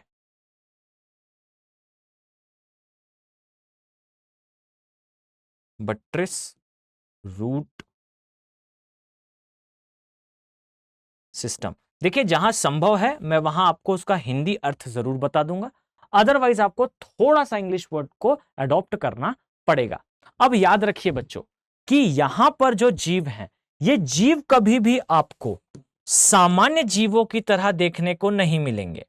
क्यों नहीं बच्चों? तो याद रखिएगा, यहां पर जमीन में सूर्य का प्रकाश उपस्थित नहीं है, तो सूर्य का प्रकाश उपस्थित नहीं होने से नीचे बिल्कुल अंधेरा हमेशा होता है।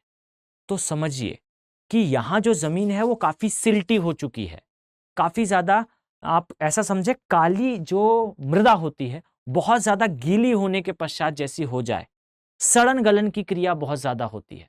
तो यहां सामान्यतः जो जीव होते हैं, ये जीव पेड़ों पर रहने वाले जीव हैं। क्लियर? अर्थात वो जीव जो वृक्षों पर निवास करते हैं वो यहां उपस्थित होते हैं। और याद रखिए, इन्हें क्या कहा जाता है? इन्हें ट्री ड्वेलर्स कहते हैं इंग्लिश में।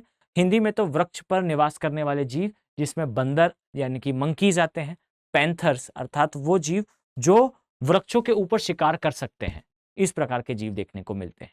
और याद रखिए, मुख्यतः यहां कौन से जीवों का निवास होता है? तो याद रखिए, यहां मुख्यतः आपको देखने को मिलेंगे सरीसृप। और मैंने अपने पहले के भी एक वीडियो में एक्सप्लेन करा था कि जो सरीसृप होते हैं, जो ट्रॉपिकल एवरग्रीन फॉरेस्ट है या उष्णकटिबंधीय सदाबहार वन है, इसका सबसे बड़ा विस्तार आपको कहां देखने को मिलता है? तो याद रखिए, इनका सबसे बड़ा विस्तार आपको देखने को मिलेगा किन क्षेत्रों में? तो आपको अमेज़न के क्षेत्र देखने को मिलेंगे। और अमेज़न के जो क्षेत्र हैं वहां के लिए मैंने आपको बताया था कि आप जो डार्विन के बारे में पढ़ते हैं, जिन्होंने बताया था कि मानव वास्तविकता में बंदरों से बिलोंग करते हैं, विश्व में प्रजातियों का निर्माण किस प्रकार से हुआ है, ये थे चार्ल्स डार्विन। इनके टीचर थे हम्बोल्ट। और याद रखिएगा, ये जो हम्बोल्ट थे, ये वो पहले व्यक्ति थे जिन्होंने अमेज़न के फॉरेस्ट में नदी के प्रवाह की दिशा के विपरीत दिशा में चलकर पूरा अमेज़न का फॉरेस्ट पार करा था। और उन्होंने जो किताब लिखी थी उसे लोगों ने जला दिया था। और याद रखिए, उस किताब में यह मेंशन था कि यदि मानव की तरह पृथ्वी पर राज करना चाहता है तो कभी भी उसे इन सदाबहार वनों के अंदर प्रवेश नहीं करना चाहिए। अब याद रखिए बच्चों कि इन वनों के अंदर आपको बड़े आकार के सरीसृप देखने को मिलेंगे। क्लियर? तो हमने देखा उष्णकटिबंधीय सदाबहार वनों में ऑर्किड्स, एपीफाइट्स, क्लाइंबर और साथ में पिचर प्लांट उपस्थित होते हैं। और याद रखिए, ये जो पिचर प्लांट है, ये पिचर प्लांट वास्तविकता में इनका साइज काफी छोटा होता है, यानी कि ये बहुत बड़े साइज के नहीं होते। पॉइंट क्लियर हो गया बच्चों? ट्री ड्वेलर्स रहते हैं, सरीसृप रहते हैं। और इन सब का कारण क्या है? इन सब का कारण है इस क्षेत्र में प्रतिदिन होने वाली उष्णकटिबंधीय वर्षा, जो प्रतिदिन होगी। क्लियर? अगर आप इसका पूरा पीडीएफ चाहते हैं तो आप टेलीग्राम चैनल से इसे इजीली जो है वो डाउनलोड कर पाएंगे। मैं इसे जो है वो आपको अवेलेबल करा दूंगा। तो चलिए मिलते हैं नेक्स्ट पार्ट में। मैंने आपको तीनों प्रकार की वर्षा समझा दी है और उन तीनों प्रकार की वर्षा से क्या प्रभाव होता है इसे भी हमने देखा है। तो नेक्स्ट वीडियो में इसी प्रकार से हम मेघों के बारे में देखेंगे पूरी डिटेलिंग के साथ। तो बच्चों मिलते हैं नेक्स्ट वीडियो में। Have a very nice day. Thank you. Hindi में यूपीएससी की तैयारी से संबंधित प्रोग्राम्स को देखने के लिए सब्सक्राइब करें स्टडी IQ IAS हिंदी।